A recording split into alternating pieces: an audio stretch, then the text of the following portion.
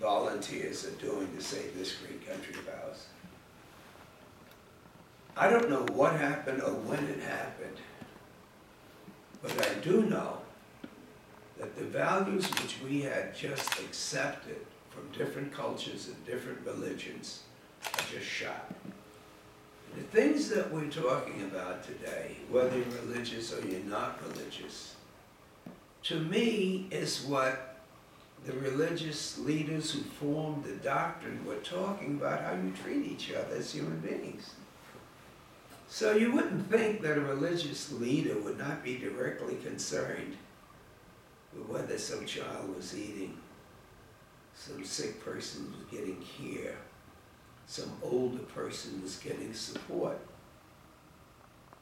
And yet, throughout this entire process, whether you call it Medicaid, Medicare, whether you call it Social Security, whether you call it Where's My Home, the absence of the voices of religious leaders,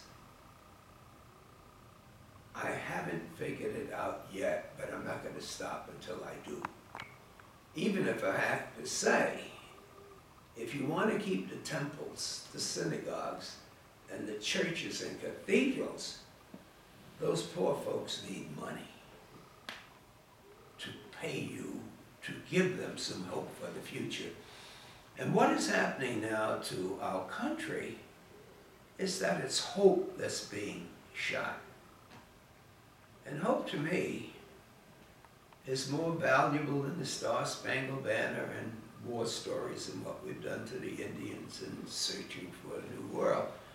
Hope means that no matter where you find yourself, you have an obligation, if you want to be accepted by civilized society, you have to give to that society. You have to be a part of that society.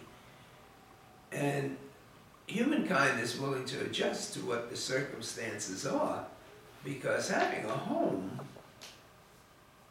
meant many different things to so many people. To me, having a home, you must be talking about Rockefeller, those estates, or what I've seen in the movies. Because in my community, you didn't own homes, you rented apartments. And I thought the wealthy were in public housing. Everything was new, elevators, you know. And I remember when my grand-uncle received that most important government job of being a post office employee driver, and he bought a home.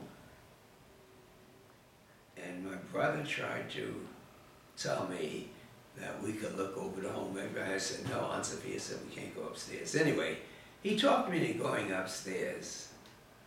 And when I came down, he said, what do you think? I said, oh my God, they got a bathroom in their bedroom.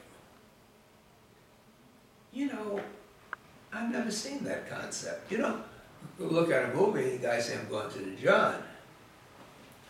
And I've never been to a hotel.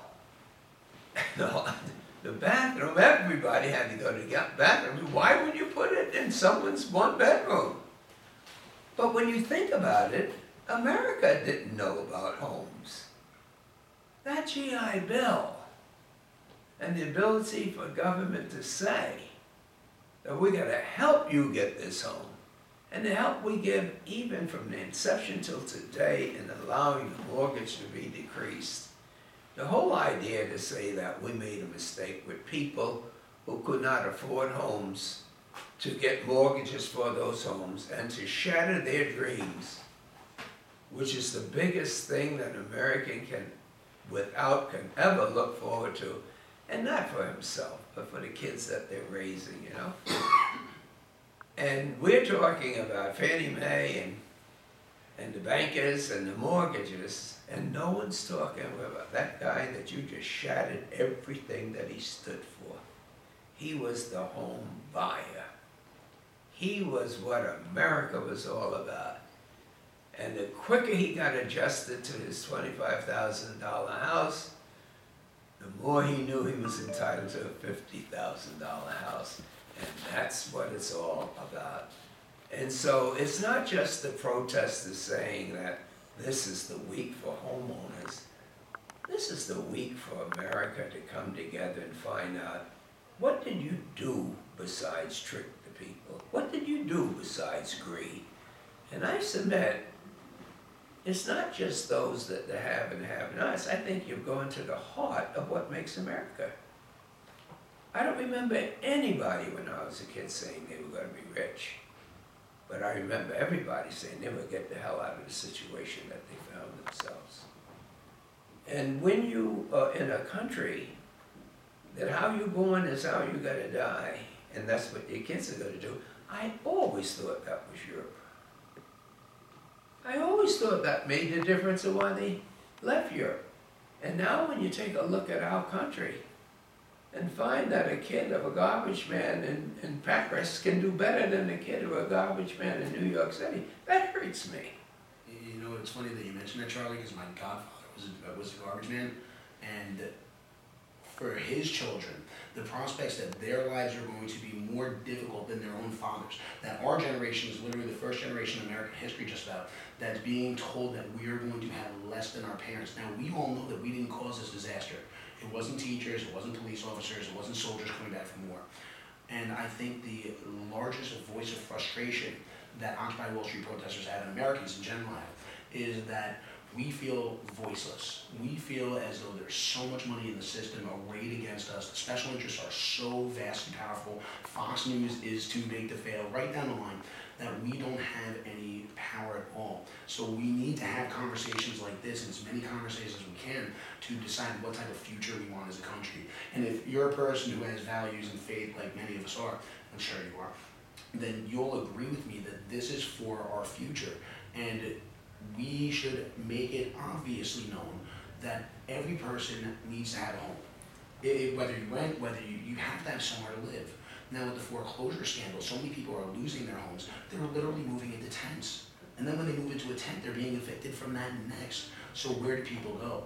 And I think that there's a lot of different protections that we can put in place. You know, some people use government as something to beat up. I say government is a manifestation of our democracy. What's the point of voting if we can't affect these changes that we require?